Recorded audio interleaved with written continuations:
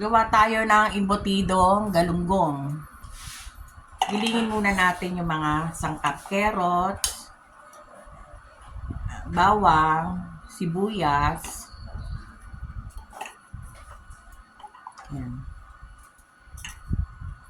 Gilingin muna natin. Nagiling natin yung ibang sangkap, salin muna natin dito. Maliit lang kasi itong gilingan ko. Kaya hati-hati lang. Lagyan naman natin itong siling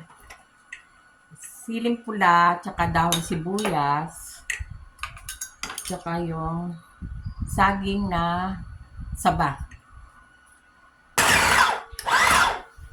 Tinapay naman. Nagiling na yung tinapay.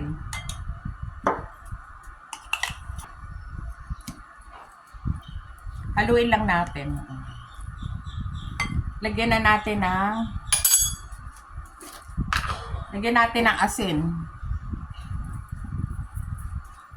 Paminta. Ito, tsaka keso. May kesong nagadgad. Sama na natin. Sama na rin natin yung isang itlog.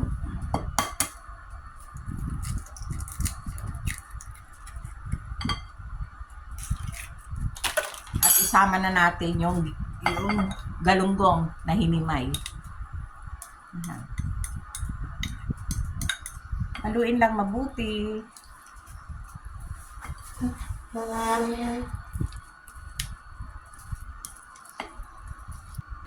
Eto, nahalo na ng mabuti. Lagay na natin sa aluminum foil.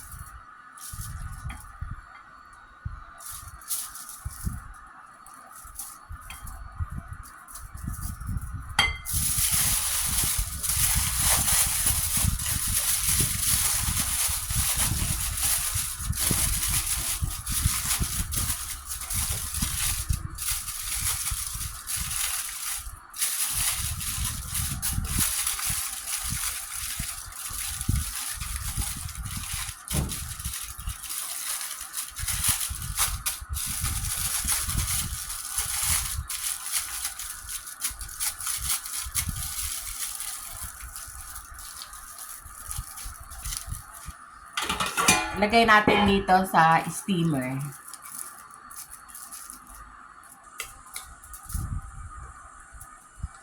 Ito na, steam na natin.